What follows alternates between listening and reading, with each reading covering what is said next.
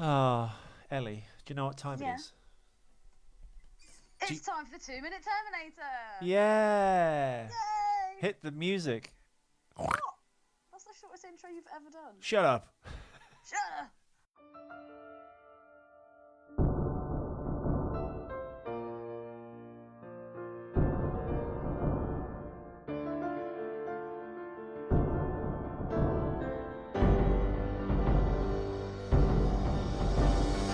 Watch out for machines, they're unstoppable. Watch out for machines, they will rule the world. Hi everyone, it's the 2-Minute Terminator where we break down the Terminator films and dismantle them in some way, 2 minutes at a time. I'm Ethan McKinley, your host, and across the land Water. is the co-host Ellie Fitzgerald, hello. via the amazing app on laptops and phones alike, Viber, with a better sound quality than Skype. Great pitch. I have to say, last episode, I apologise, was a bit low energy. Shouldn't have done it, really. We got lots of facts out though. We did. Actually, I don't think we did. We've got And we had Spalding. we've got a remarkably low amount of listeners versus the Real Dolls Have Feelings too, which is just completely going crazy. It is, but it's because people will be going into YouTube and typing in real dolls. So I that's know. what I mean. You need to. Because people are fucking sick in the head, and it pisses me off. It's the same with the zoophile one as well. Yeah. Just anything to do with like sex or animals or both. They're not mutually exclusive. But yeah, what minutes are we going from and to? Well, it's episode 71. We're on the home stretch, and we are going from the 1 hour 20 minute mark. Sorry. The 2 hour 20 minute mark to the 2 hour 22 minute mark. It begins with Arnold's power rerouting and his body springing back to life and reaching for his grenade launcher. And it ends with Arnold coming up on, I guess, a conveyor belt holding the said grenade launcher. Yeah, it's a pretty epic start and finish, both with Arnold Schwarzenegger. Yeah. Yeah. It ends pretty with epic. ends with an I, and it kind of ends with an I. It does. An eye for an eye. I'm broadcasting tonight, Ellie, with quite a heavy heart. I read a bit of a saga today. Oh, really? Yeah, a Star Wars saga. I bought tickets for The Force Awakens. Sorry, not plural. Ticket. I bought myself a ticket for The Force Awakens, which I thought was today. So it's Wednesday. Let's just give you a time frame on this, folks. Tuesday, the 15th of December. I bought a ticket, which I thought was Wednesday morning, because usually they release previews on a Wednesday for like a midnight show. So it was Thursday at 12:01. So I thought it was Wednesday night / Thursday morning. I was wrong. Not only did I get the day wrong, because today's Tuesday, and I thought I was going to the movies tonight, I was wrong.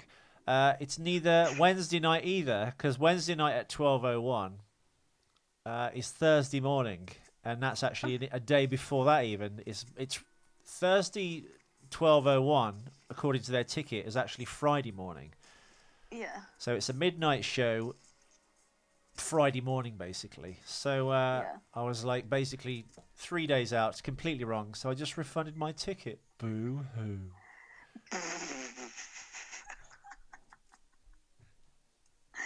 Oh dear. What a dumb bastard. Where were you going to watch it? I was going to watch it at the local cinema. Not a great presentation, just a regular cinema.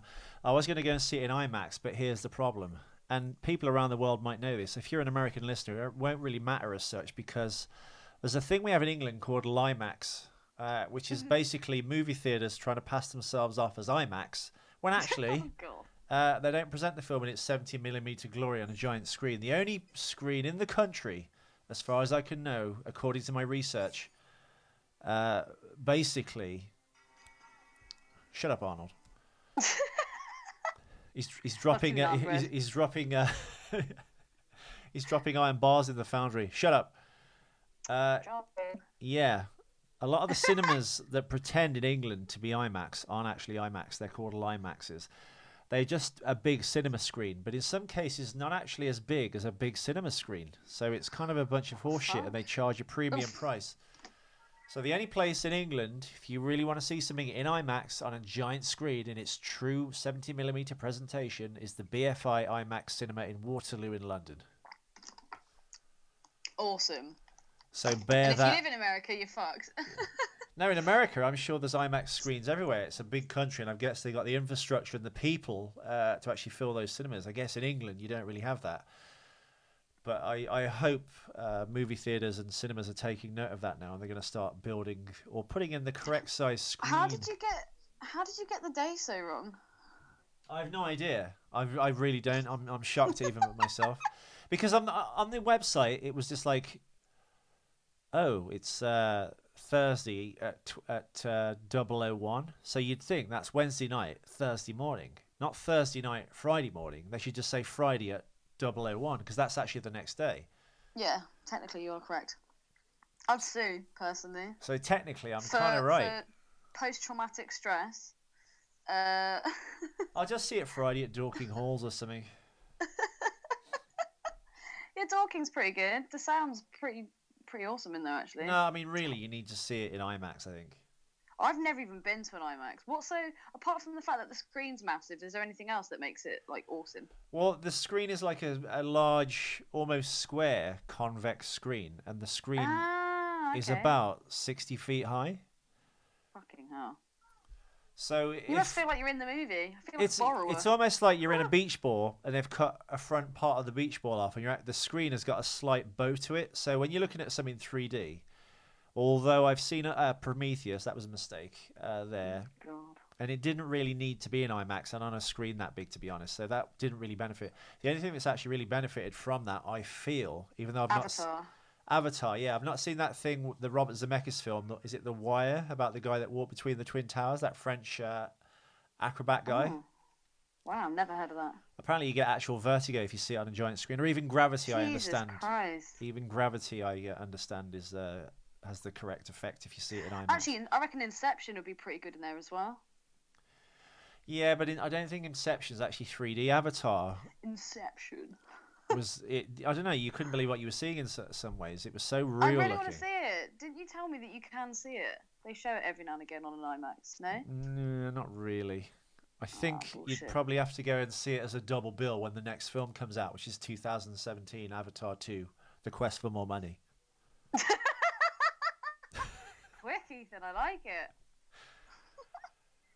So yeah, no, it's. I'm sure they'll put it on again. They'll probably put it as a double bill. I think with Avatar. I think I saw Avatar on a late show. But, yeah, that'd be good to see. Yeah, Maybe I mean, one day they'll put it on the Prince Charles. if anyone out there's seen Avatar but only on Blu-ray or DVD, but in its 2D form, it looks like a really bad animated film. It looks really fake, like Star Wars Episode 2. Had you seen that in 3D IMAX, you couldn't believe what you were seeing. It looks so real. My only issue with 3D though is those glasses are so uncomfortable. When I come out at the end of the show, I've got like a red mark on my nose. They're just not user friendly. Yeah. Do you not find that? No, because I think the ones you got in IMAX when I went there. Well, you've got a fucking broken nose. So no, but they've changed the IMAX glasses now. When I saw Avatar in IMAX, they were giant, grey plastic that came out well past the sides of your head. They were really strange. They're a bit like giant Elton John glasses from the 70s when he was God. like the Benny and the Jets Elton John glasses. Not see a 3D movie. Fucking hate Elton John. Old fucking faggot. Why do you hate Elton John so much? I just don't rate him. I just don't believe the ape. I don't think I've ever heard an Elton John song that I was just like, oh, that's actually really good. And he just looks like a freak. Dude, if I was rich and famous, I'd be a freak. Yeah, but you'd be a good-looking freak. Thank you. Look at him. Thank you. He looked old when he was young.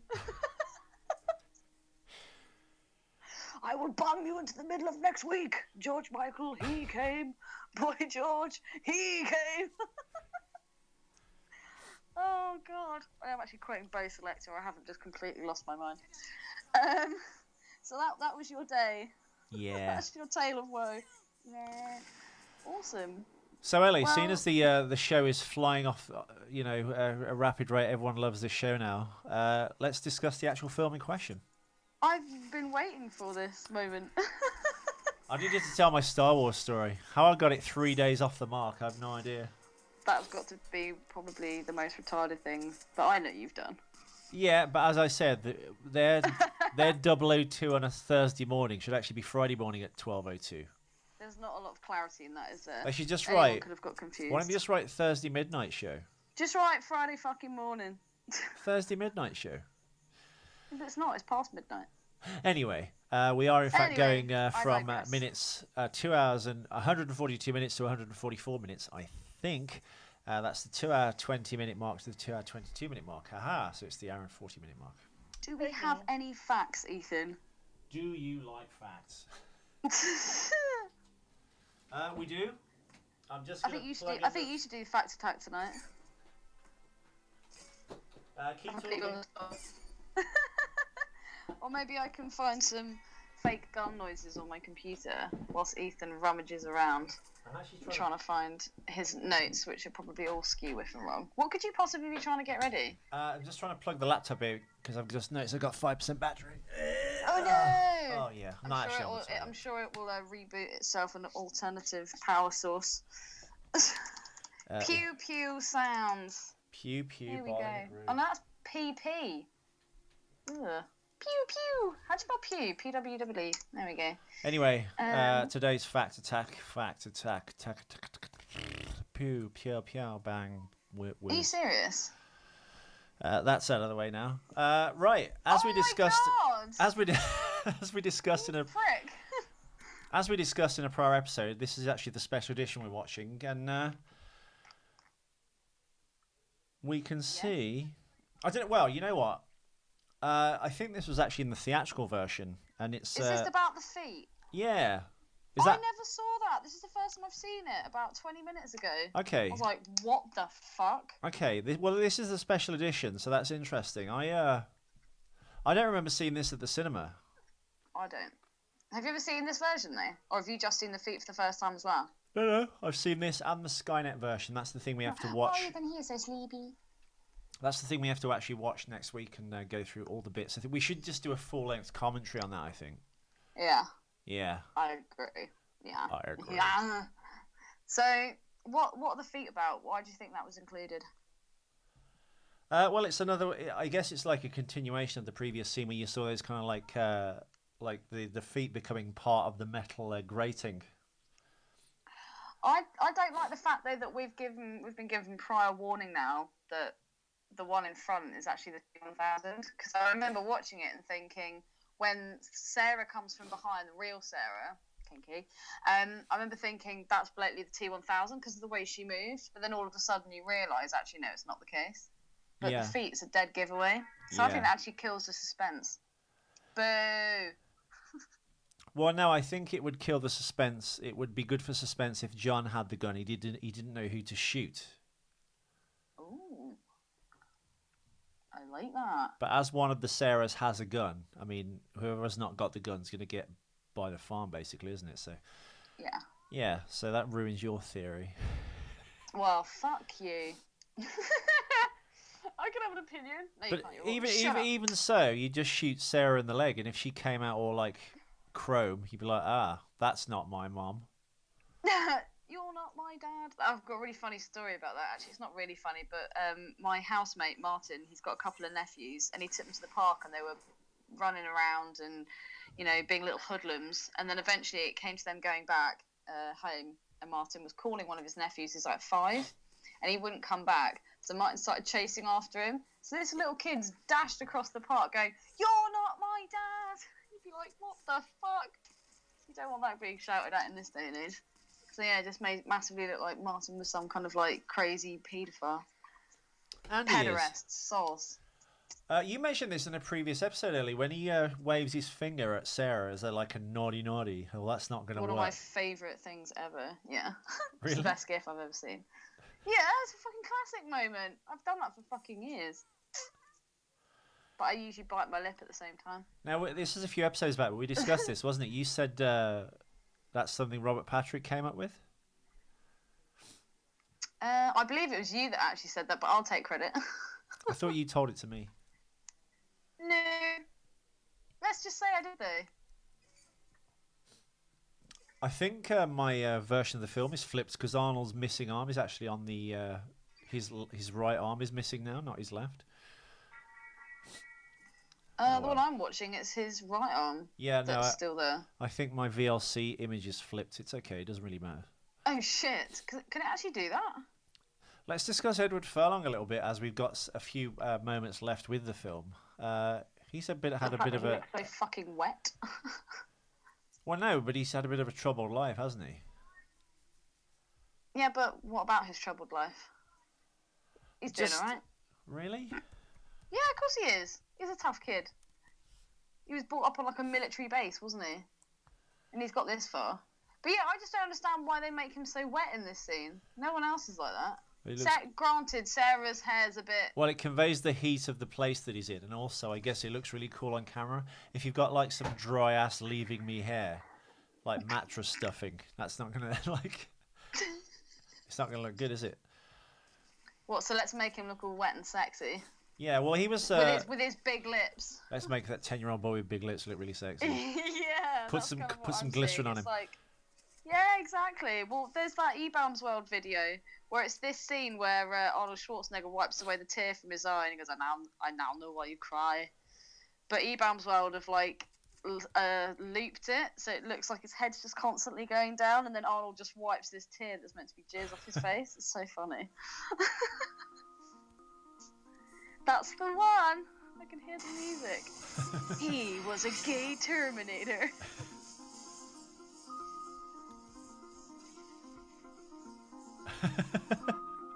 It's so good. We're gonna link this under the He was show. a gay Terminator lost in America's cruel and unforgiving dating scene.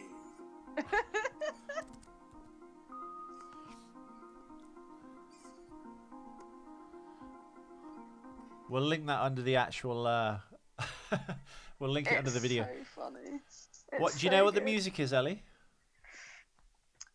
What, the music that's just playing then? Yeah. I do recognise it, but I can't think of what it is. Okay, it's "Love on a Rail Train" by Tangerine Dream from Risky Business. Ooh, I like "The Pump" by Jeff Beck in that movie. That's amazing. So Ellie, Edward Furlong, his personal life, he was actually Would I fuck him or not? Yes. Then. He was discovered by Marley Flynn. By Marley Flynn. I was gonna say. I tried to beat you to it before you went after me. It's like, get it quick. Acknowledge you did it before Ellie gets you. He was spotted in a shopping mall by Marley Flynn, the casting director, and she kind of like Cameron met him, and Cameron really liked him despite having no acting experience. They kind of like put him through like acting coaching. He slowly groomed him. Yeah, and his kind soft, supple ass. Sorry, my mind's in the gutter tonight. Edward Furlong was born in Glendale, California, the son of Eleanor Torres and a youth worker. He has a younger half-brother, Robert Torres, from his mother's marriage to Moises Torres, Furlong's former stepfather. By the time his debut, Terminator 2, the couple were divorced. Furlong is of Mexican descent on his mother's side, and he has described himself as half Russian. Well, you keep doing that, Edward. You keep doing that. He got really fat when he got older, though, didn't he? Well, I think that's the drugs. We're coming to that. His mother's sister, Nancy. His mother's sister, Nancy Tafoya, and her half-brother, Sean Furlong, obtained custody of him for several years, including 1990 to 1991, when he began his acting career. Initially, the two served as Furlong's managers. By the time he was 16, Furlong had become romantically involved with the 29-year-old Jacqueline Damac, his sometime tutor and stand-in. Oh my God, I'm stammering with. Ooh, this is a hot story. Hot topic. This led to a split when his aunt and uncle, and eventually his emancipation at the age of 16. The two lived together. He lived with Domac, who also served as his manager.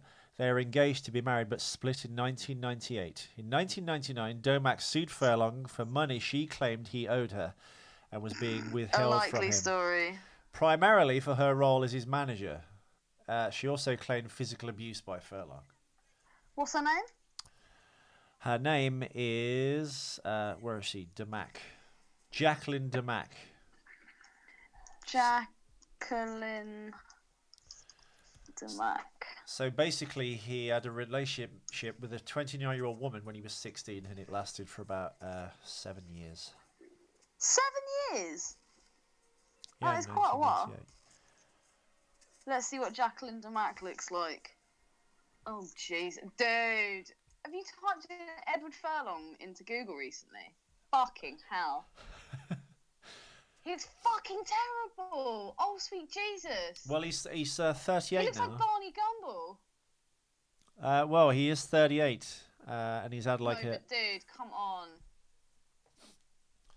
Well, in the 2000s, his career and stardom was declined considerably by the end of the 1990s.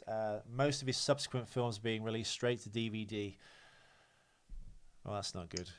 I liked him in Detroit Rock City. Thought he was good in that.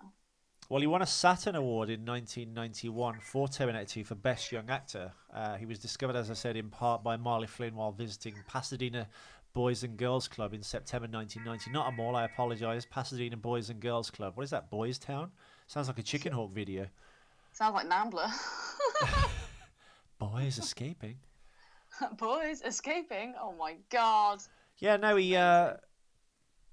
Well, in 1992, as I said, he had this relationship with a 29-year-old Jacqueline DeMac, who became his manager for several years. Now, when they split in 1999, like I said, she sued him for assault and 15% of his earnings. He then married Rachel Bella on April 19th, 2006. In the interim of time, he's had loads of substance abuse problems. He's battled alcoholism and drug addiction. It derailed his career. What drugs has he taken? Do we know? He went into rehab in 2000.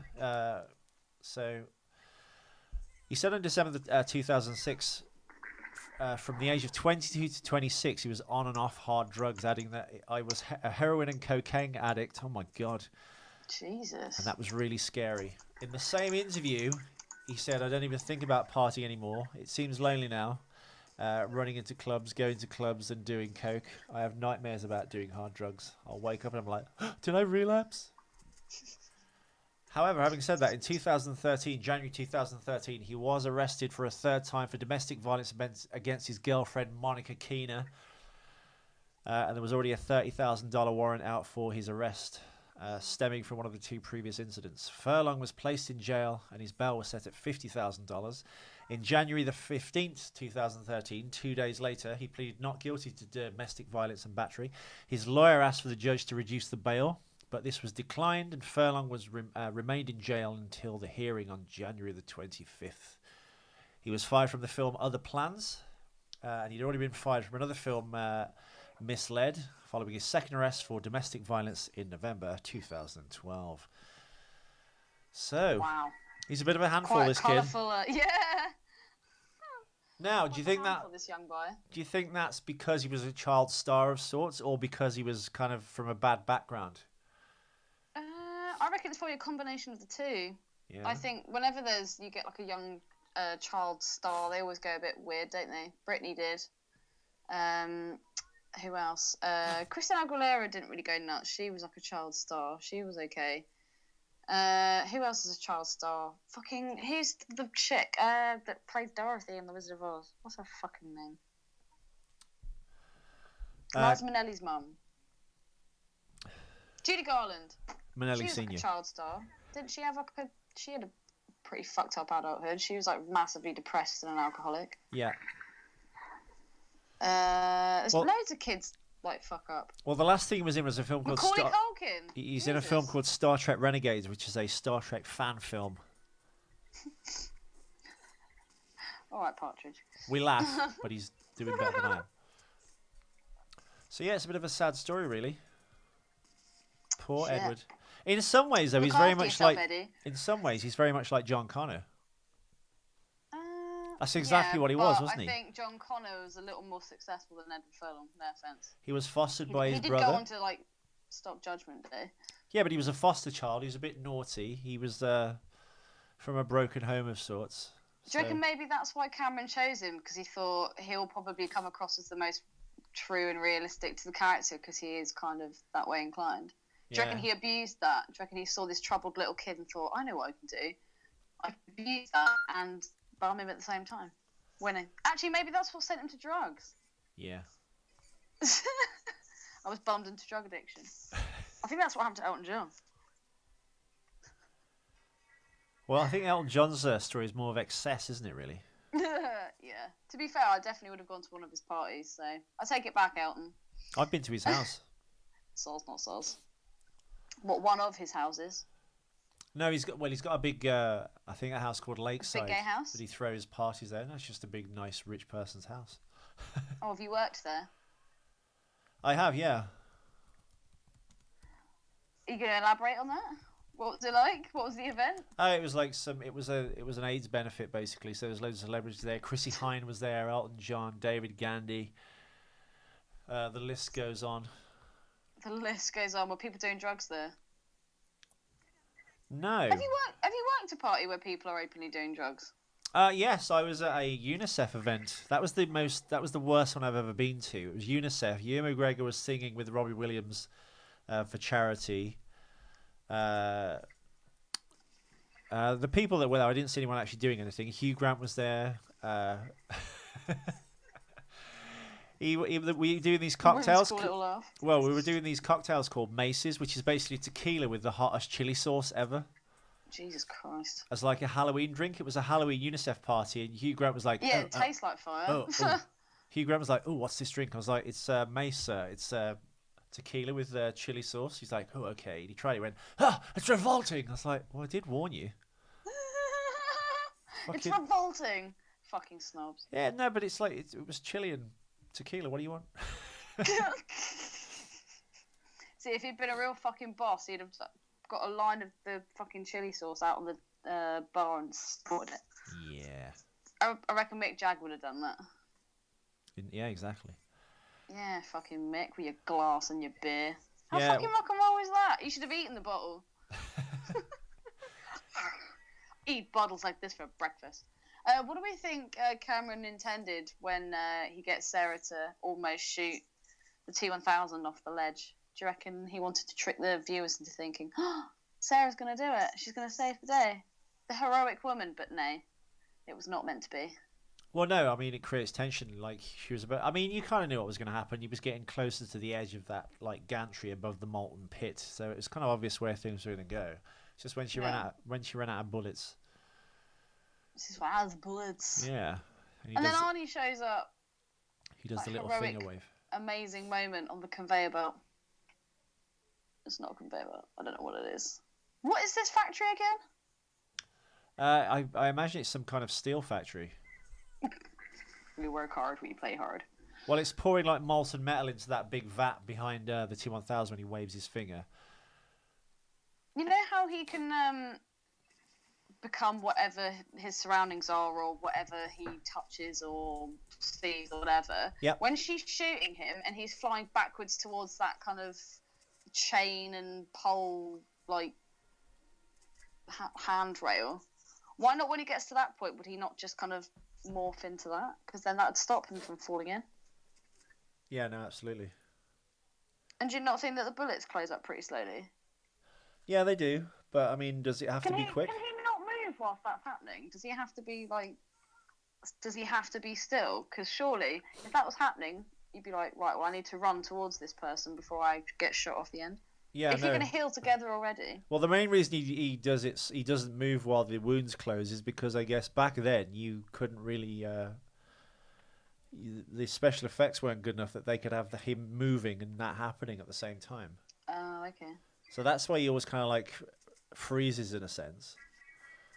Freeze, but you told me to freeze. Because I mean, really, if in reality, if this thing actually existed, this liquid metal thing. Those bullets shouldn't really affect him. He's like so discombobulated by them. Yeah. I love that word, discombobulated. He'd just like morph out of the way of the bullets or just like turn into a puddle on the floor and just shoot spikes into her or something. I don't know. Actually, that's a really good point. I mean, they got around that a little bit in Genesis where he kind of like cut off one of his own arms. His own arms and then threw it as like a spear or a javelin. So they kind of like... They did a little bit of that, messing around with, I guess, the functionality or what that thing would do if it was a real robot or a liquid metal thing. Yeah. And also, when the T-1000 turns into Sarah, Why would he not have made sure that his feet had turned as well? Well, because he can't do that, because whatever he's making physical contact with, it becomes part of the thing, doesn't it? That's a fault in the makeup of this Terminator, though, right? Well, yeah, but because it's damaged, that's why the feet have blended with the floor. Oh, so you think it's because he's damaged and he's not working properly? That's exactly why they're doing that, Ellie. Okay, I'm just asking. That's the whole point of this. And the lead up, of course, to that is in the previous scene, where, as I said, he's got those Of course it is, Ellie. Jeez. he's got those weird ice cream feet. You know? Yeah, he does. Yeah. Oh, I'd love some ice cream right now. Well, you can't have any. So, have you got anything else to add? A huge bag of fucking refreshers next to my bed. Dangerous. Very, very dangerous. Anything else I'd like to add? I can't wait for the next 2 minutes. Cause... Well, they're coming up exactly in 2 minutes, Ellie, because you're going to be away tomorrow night, aren't you? Wednesday. No, I'll be back by 9:30. Okay. But we can do another one. Of course we can. We should course we return can. shortly for a double extra bonus episode. We're realise so you don't close have to to the tell end them, now. they We don't should know, I do. we should just wrap it up. We should be done by the end of That's the week, end I of think. that chapter. Yeah, I reckon so. And then we can do a full-length version. You've got a is it a Blu-ray player you've got in your living room? Yes, it is. All right, I'll bring the Skynet edition of Terminator 2, and we'll watch that with the fact track and the Fact track. woo woo. Yeah. Yeah, that was great, Ethan. Shit's all over my pew pew pew. Oh fuck Faggot. you. Go bake a fucking pie with Bill Burr, you gay. Fuck you, you trap boy. Yeah, that's all I've got to say. We'll be back with episode 72 coming up literally in 2 minutes. Bye. Hasta la vista. Baby. Yes.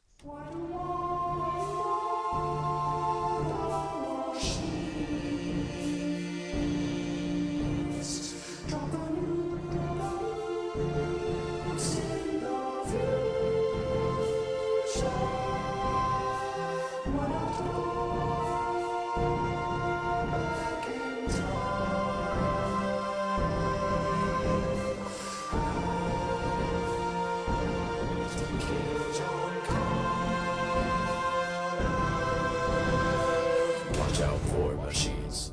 They're unstoppable. Watch out for machines. They will go